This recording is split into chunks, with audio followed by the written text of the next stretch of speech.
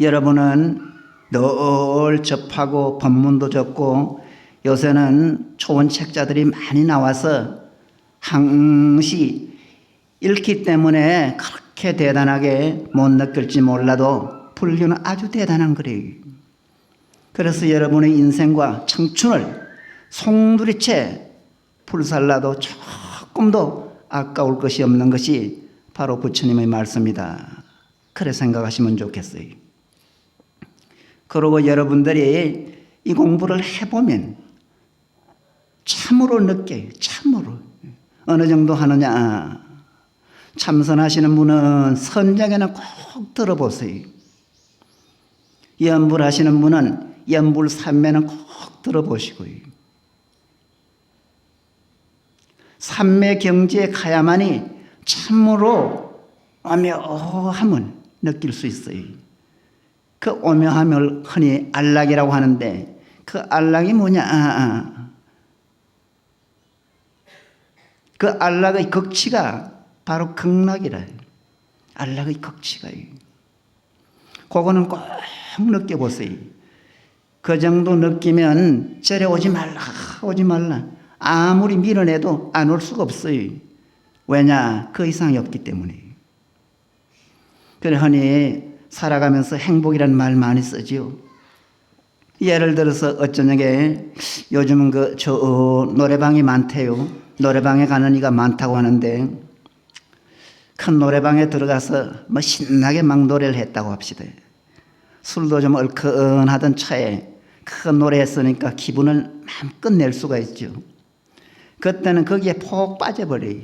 아무 생각 없었을 거예요.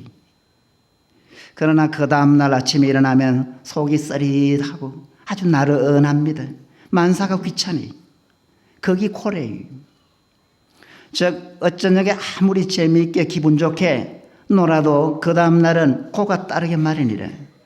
즉 세속적인 행복의 뒤에는 반드시 그렇게 고가 따라요. 그런데 진리에서 느끼는 그 행복 뒤에는 조그마한 참 놀이거리만큼이라도 느껴보면 두고 잊질 못해요. 거기에서 인생의 참 행복을 느껴보지 못하면 아무리 외형적으로 돈도 많이 버시고 또 사회적으로 존경을 받는 그런 분이라고 해도 진정한 행복을 모르는 그런 분이다 할 수가 있습니다. 어쨌든 진리에서 꼭 행복을 느껴보시기 바랍니다. 그래서 삼국유사에 보면 진정이라는 스님의 출가의 이야기가 나와 있어요. 그 진정이라는 스님은 아주 가난한 사람이었었어요. 그 부잣집에 드나들면서 품팔이 하던 그런 분이었었어요. 그 품팔이를 열심히 해서 참 안 쓰고 모으고 모은 그 살림이 야금야금 늘어나서 큼직한 소철 한 살 정도가 됐는 거래요. 요즘이야 참 여러 가지 도구가 좋은 도구들이 많지만 신라 당시만 해도 솥 하나만 가져도 부자다 했던가 봐요. 꽤 큼직한 소철 하나 사놨던가 봐요. 그래서 마을 사람들이 와서 보기도 하고 자랑스럽게 생각했던가 봐요. 그런데 하루는 흥륜사의 스님이 오셔가지고 흥륜사 무슨 큰 법회가 열리니까 시주를 좀 하시오 하더라는 거래요. 그 진정 스님의 어머니가 선뜻 소철 주고 싶은 생각이 드는 거래요. 그 아들하고는 의논도 안 하고는 소철구만 시주를 해버렸어요. 저녁에 이제 아들이 옵니다. 그 아들이 왔는데 그 이야기를 하는 거래요. 얘야, 그 아무개 스님이 오셨기에 내가 소철 시주했다 하니까 그 아들 진정 스님이 그렇게 좋아를 하는 거래요. 아이고 잘하셨습니다. 예. 그 공덕이 얼마나 될진 몰라도 참으로 잘하셨습니다. 예. 저도 그렇지 않아도 어머님 모실 만큼 모시고는 때가 되면 그 당시에 의상 스님이 가장 큰 스님이었던가 봐요. 의상 스님 밑에 가서 공부를 할까 합니다 하는 거예요. 그 어머님 말씀이 네가 그런 뜻 같으면 참으로 좋다. 세상은 무상해서 언제 네가 혹시나 변이라도 일어날지 모를 테니까 가고 싶거든 빨리 가거라 하는 거래요. 그 진정스님이 얼마간 이런저런 곰곰이 생각을 하다가 출가를 합니다. 참 의상스님 밑에 가서 공부를 아주 잘해요. 하루는 선정에 들어서 자기 집을 관했는 거래요. 어머니가 돌아가실 무렵이 됐는 거래요. 아들 이름을 부르는 거래요. 그래 그 진정스님이 달려가서 어머니의 임종을 잘 마무리해드리고 그래 어머니의 혼백을 모시고 소백산으로 들어가는 거래요. 그 의상스님이 그 진정스님의 어머니를 위해서 90일간이나 화엄경을 설하셨답니다. 그 화엄경을 설하는 마지막 날 아들 꿈에 척 나타나는 거래요. 얘야 참으로 고맙다. 네 덕분에 내가 천상에 났다. 그러면서 넙죽절을 2번이나 하더라는 거래요. 그 이야기가 당시에 신라에 쫙 퍼져서 많은 분들이 출가를 했다는 그런 이야기가 있습니다. 여러분도 잘 아실 석굴암과 불국사를 창건한 분은 김대성입니다. 그 김대성이 고향이 경주 지금의 역전 아래인 모랑리라는 곳이랍니다. 그 더벅머리 김대성이가 아주 착하고 어진 분이었어요. 그분 집도 가난했어요. 그 홀어머니를 모시고 열심히 일하는 그런 분이었는데 10년을 머슴살이를 해가지고 돈을 꽤 모았는 거래요. 그 당시에 땅을 3묘를 샀답니다. 요새로 말하면 한 3마지기 정도가 됐다고 해요. 그 하루는 어떤 스님을 배우는 거래요. 그 스님한테 이런저런 인과법을 이야기를 들었는 거래요. 그 자기 처지를 이야기를 하면서 내가 땅이 3마지기 있으니까 이걸 어떻게 처분했으면 좋겠습니까? 그러는 거예요. 그래 그 스님이 농사를 잘 지어서 부처님에게 고향을 잘 올려가면서 그래 열심히 살아라 그러는 거예요. 그 김대성이는 한수를 떠서 이 절에 바치고 싶은데 받아주시겠습니까? 뜻이 그렇다면 받아주긴 하지만 홀어머니가 계시니까 잘 모셔서 어머니가 돌아가시거든 그렇게 절에 바치기라도 하려면 해라. 그랬더니 3년 뒤에 그 땅을 바치는 거래요. 그 공덕으로 당시에 유명한 재상집의 김인문이라는 재상집에서 태어나서 전생의 어머니를 위해서는 불국사를 짓고 금생의 어머니를 위해서는 석굴암을 지었다는 그런 이야기가 있습니다. 당시에는 아주 그 불교적인 그런 그 분위기가 고조가 됐다는 거래요. 그 참 어렵게 산 그 소치라든지 그 안 쓰고 참 구두쇠처럼 모으고 모아가지고 산 그 밭까지 절에 바치고 시주를 할 정도로 그 정도로 신심이 있었고 그때 사람들은 그 원력이 있었답니다. 그런 그 신심과 원력의 그 바탕이 천년사직을 이어나갈 수 있는 그런 큰 힘이 되는 거예요. 요즘 여기저기 특히 경상도 지방에 절이 많습니다. 그 대부분이 신라 때 창건한 절이래요. 그 신라 때 피운 불교적인 꽃이 오늘 이 순간까지도 여러 곳에서 참으로 꽃을 피우고 많은 중생을 교화하고 있습니다. 그런 그 원력, 그런 그 대단한 신심이 결국은 불교를 살게 하고 본인을 참으로 좋은 곳으로 안내하고 인도하는 그런 계기가 됐습니다. 이 불교에 대한 깊은 신앙심을 내세요. 깊은 신앙심을.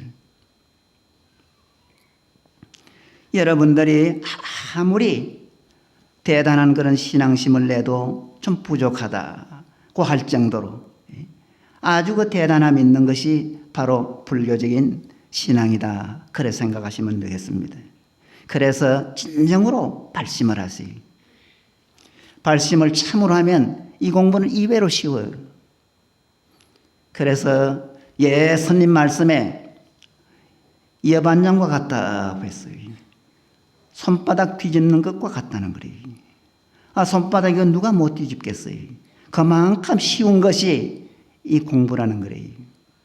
그런가 하면 세수하면서 코 만지기보다도 쉽다고 했습니다. 세수하다가 보면 어레이 코에 손이 닿습니다. 그것보다도 더 쉽다는 거예요. 발심한 분에게는요. 그러나 발심하지 못한 분에게는 미륵 하생까지 가도 하기가 좀 어렵다. 미륵불이 56억 7천만 년 이후에 오신답니다. 그때까지 애써도 견성하기가 어렵다. 그런 말씀을 합니다. 그래서 이 공부는 참으로 발심해서 진심으로 하면, 제대로만 하면 바로 들어갈 수가 있는 것이 이 공부라고 합니다. 공부를 하시되 마지막까지 애를 쓰시는 거예요. 마지막까지. 우리 스님은 아닙니다마는 여러분 소크라테스라고 이야기 들었죠. 저 히랍의 유명한 그 철학자입니다. 서양 철학의 이거 비조라고 할 수 있는 그런 분이래요. 그 소크라테스가 그 반대파들의 강요에 못 이겨서 이 사약을 마시고 돌아가는 거래요. 그 돌아가실 무렵에 그 돌아가시가 됐으니까 그 제자들이 막 울고불고 하는 거래요. 그러니까 소크라테스가 하는 얘기가 자네들 울지 말게. 자네들이 울면 나를 방해하는 결과가 돼. 나는 이 순간을 기다려왔어. 그 이야기는 뭐냐? 자기를 참으로 관찰하고 싶다는 거래요. 지금까지 자기를 다 관찰을 했는데 마지막 죽음의 관찰은 못했다는 거래요. 그래서 자기를 참으로 관찰하고 싶다. 자네들이 울고불고 하고 분위기를 흩트리면 산만하게 하면 내 자신을 관찰하지 못하니까 마지막까지 나는 철학을 위해서 살고 싶노라. 그래서 사약을 턱 들고는 혼자 말처럼 부르짖는 거래요. 다리가 마비가 되어온다. 다리가 죽었다. 손발이 죽었다. 그런데도 내 정신은 조금도 이상이 없어. 이 폐가 이제 제대로 놀질 않네. 그러면서 서서히 그래 죽어가다라는 거래요. 마지막까지 그렇게 애쓰다 갔다. 이 새 속에서도 잘 사시는 분은 그렇게 애쓰고 노력한 분들이래요. 그래서 어떤 서양 사람은 나는 이 세상이 다 한다고 하더라도 내일 사과나무를 심겠다 하는 그런 분도 있었습니다. 이 조계종 종정까지도 지내신 효봉 스님께서는 돌아가시기 직전에 숨이 떨어지기 직전까지 무라 하셨다고 해요. 즉 마지막까지 애썼다는 거예요. 이 공부는 참으로 발심을 해서 마지막까지 애를 쓰셔야 돼요. 흔히 좌탈인망한다 그런 말씀 들었죠. 앉아서 가고 서서 간다는 거예요. 이 돌아가시는데 여러분이 돌아가시는 모습을 많이 보셨을 거예요. 돌아가시는데 앉아서 간다. 이해가 안 가지요. 또 서서 간 분도 있어요. 즉 생과 사 마음대로 한다는 거래요. 가고 싶으면 가고 말고 싶으면 말고요. 그렇게 마음대로 갈 수 있는 것은 바로 이 선정의 힘이래요. 화두 힘이래요. 그래서 옛날 스님네들은 잘 가시는 분들은 가시기 전에 내가 아무 날 아무 시에 가겠노라 예언을 하는 거래요. 그 예언을 두 가지로 해석을 할 수가 있습니다. 한 가지는 내 수명이 아무 날 아무 시까지밖에 안 된다. 그 수명의 한계, 시한을 말하기도 하고요. 다른 한 가지로는 내가 고날 고시까지만 살고 그만두겠다. 자기 의지, 자기 뜻을 말하기도 해요. 이 생사를 마음대로 하는 거래요. 그래서 앉아서 돌아가시기도 하고 서서 돌아가시기도 하고, 그 어떤 분은 자기는 특별하게 돌아가신다고 해서 저 미루나무 꼭대기 위에서도 돌아가신 분이 있어요. 미루나무 꼭대기 위에요. 일부러 거기까지 올라가서 돌아가셨는 거래요. 그래 그 제자들이 그 시체를 내놓으라고 애먹었다는 그런 기록도 있어요. 또 어떤 스님은 그 도반 장례식에 가니까 아주 그 뒤처리가 번거롭거든요. 자기도 돌아가시면 그렇게 여러 사람에게 신세를 줄 것 같은 거래요.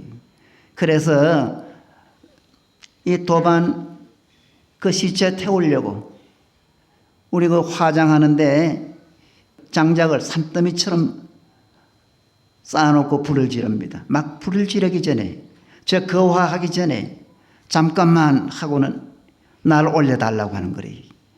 그 장작더미 위에 올라가더니 올라가자마자 바로 입적하시는 거래요. 그래서 그 도반하고 같이 화장을 해드렸다. 그런 이야기가 있어요. 이 송나라 때 유명한 등엄봉이라는 스님은 자기는 참으로 특별하게 간다고 해서 물구나무 서기 해서 간 사람도 있어요. 물구나무 서기요. 거꾸로 서서 가신 분이 있어요. 그 도반들하고 이제 이런저런 이야기 끝에 어떻게 가는 것이 가장 멋지게 가는 것이냐 주변 사람에게 묻는 거래요. 그래 앉아서 가는 것도 뭐 신통찮고 서서 가는 것도 그렇고 어떻게 가는 것이 가장 멋지게 좀 특별하게 갈 수 있느냐. 그 한 분이 농을 하듯이 물구나무 서기 하면 특별할 수 있지 않겠어요. 그랬더니 그래 참 그러면 그렇지 하고는 그 노인답지 않게 물구나무 서기를 하더라는 거래요. 하고는 꼿꼿해지는 거래요. 그대로 굳어져 버리는 거래요.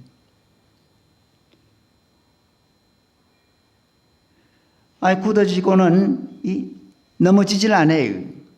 사흘이 됐는데도 넘어지지가 않더라는 거래요. 그래 장례일이 됐는데 관 속에 모셔야 되는데 그대로 서 있는 거래요. 가서 밀어도 넘어지지가 않아. 그래 모두 황당해하고 있으니까 그 대중 중에 어떤 그 스님이 착 나오더랍니다. 비구니 스님이라. 그 스님의 동생 되시는 분이라. 그 동생 되시는 스님이 꽥 소리를 지르면서 이야기를 합니다. 그 오빠는 살아생전에도 괴각질을 하더니 돌아가서도 이렇게 괴각스러운 모습을 보이느냐고 꽐을 치는 거래요. 그러니까 슬그머니 넘어지더라는 거래요. 그분이 그 유명한 송나라 때 그 등엄봉 스님인데 그렇게도 갈 수가 있어요. 그렇게 생사를 마음대로 할 수가 있는 것이 바로 이 법이래요. 그래서 여러분께서는 거듭 말씀드립니다마는 이 법을 만난 것을 참으로 다행스럽게 생각하고 영광으로 생각하셔도 좋겠습니다. 그래서 여러분의 소원을 꼭 성취하세요. 이 사는 것도 여러 가지 삶이 있습니다. 그 삶 중에 가장 어떠면 불교적인 수행을 참으로 지극하게 해서 진정으로 발심을 했어요. 생사윤회를 초탈하고 진정한 행복을 느끼시는 것이 가장 잘 사는 인생이라고 할 수 있습니다. 그 옛날 스님 중에 이런 스님이 있었어요. 한 40년가량 걸망을 지고 이절저절 다니면서 공부를 하셨다는 거래요.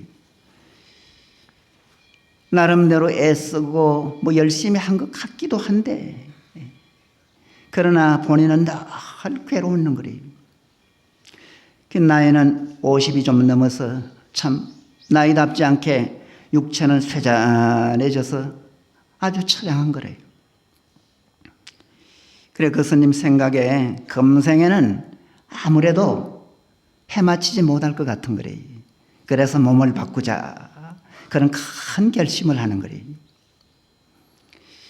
그래서 주변을 싹 정리를 하고는 하루는 그 나룻배를 탔다는 거래요.